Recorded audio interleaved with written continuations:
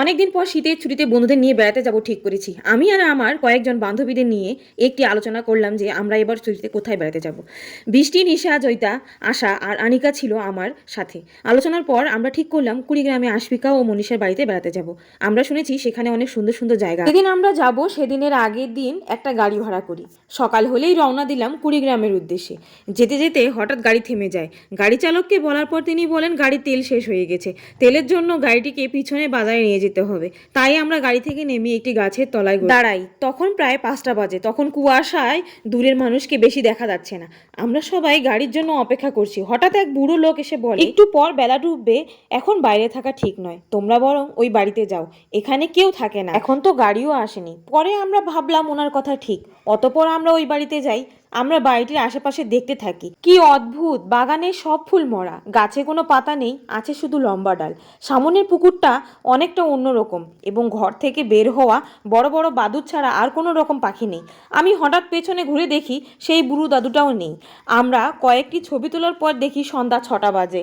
বলতে না বলতেই আকাশে মেঘ ডাকতে শুরু হলো ঝড় ও বৃষ্টি। তাই ভয় পেয়ে ঘরের ভেতরে ঢুকে দেখি ঘড়িতে বাজে রাত 12টা, আর ঘড়ির সেকেন্ডের কাঁটাগুলো দ্রুত ঘুরছে। পিছনের দিকে নিশা ও বৃষ্টিকে বললাম কয়টা বাজে।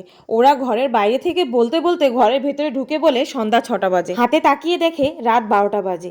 আমরা সবাই অবাক এই বিষয়টা নিয়ে, কিন্তু জয়িতা বলে হয়তো ঘড়ি নষ্ট হয়ে গিয়েছে। এ নিয়ে কথা বলতে বলতে সবার ক্ষুধা পায়। বৃষ্টি বলে ক্ষুধায় আমার পেটে ইঁদুর দৌড়াতে শুরু করেছে, কিন্তু ঝড় না কমার কারণে আমাদের কাছে যা ছিল তাই খেয়ে এই বাড়িতে থাকতে হচ্ছে।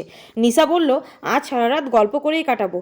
গল্প করতে করতে আনিকার খুব বাথরুম যেতে ইচ্ছে করে। এরকম বাড়িতে ওকে একা পাঠানো ঠিক হবে না ভেবে ওর সাথে আশাকে পাঠালাম। ততক্ষণ আমাদের কাছে থাকা সব লাইট আর ফোনের চার্জ শেষ, তাই কাছে থাকা মোমবাতি জ্বালালাম। ওদিকে মোমবাতি নিয়ে আশা আনিকাকে সহ উপরতলায় যায়। আমরা গল্প করতে থাকি। হঠাৎ চোখ পড়লো সেই দেয়াল ঘড়িটার দিকে, যেখানে ঘড়ি কাঁটাগুলো 12টায় থেমে যায়। ঠিক তখনই আনিকা উপর থেকে জোরে ডাক দেয়। উঠে দেখি আশা কেমন যেন করছে আর ওর চোখ লাল হয়ে গেছে। আনিকা বলল ওকে আমি একটু পানি আনতে বলি, কোথাও পানি না পেয়ে ওই ঘরে যায়। তারপর থেকেই এরকম করছে। তারপর আমরা সবাই ওই ঘরটাতে ঢুকি। কি অদ্ভুত, এখানে একটা ছবি আছে, কিন্তু ছবির মানুষদের একটারও মাথা নেই। আমরা খুব ভয় পেয়ে যাই। আনিকা বলে চল আমরা চলে যাই। এরপর আশা হঠাৎ করে নরম সুরে বলতে লাগলো অনেক বছর আগে এই বাড়িতে ছোট্ট একটি পরিবার ভাড়া থাকতো, কিন্তু একদিন বেড়াতে আসা কিছু মানুষ এই পরিবারকে ধ্বংস করে দেয়। সবাইকে ওরা মেরে ফেলে, সবার মাথাগুলো কেটে সামনের পুকুরটাতে ফেলে দেয়। তখন ছিল রাত 12টা, অর্থাৎ সময়টা ছিল এখনকার সময়। আমরা আশাকে বলি তুই এসব কি বলছিস। এ শুনে আশার শরীর থেকে বের হওয়া কালো ধোঁয়া বলে এবার তোমাদের পালা, এখানে কেউ বেড়াতে এলে কেউ ফিরে যায় না।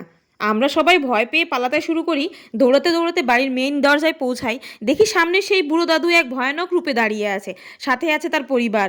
অনেক কষ্টে পালিয়ে যেতে থাকি, কিন্তু হঠাৎ কে যেন পিছন থেকে ধাক্কা দিয়ে আমাকে সেই পুকুরে ফেলে দেয়। আমার অনেক ঠান্ডা লাগছে। চোখ খুলে দেখি আমি বিছানায়, আর আমার গায়ের কম্বল মাটিতে পড়ে আছে।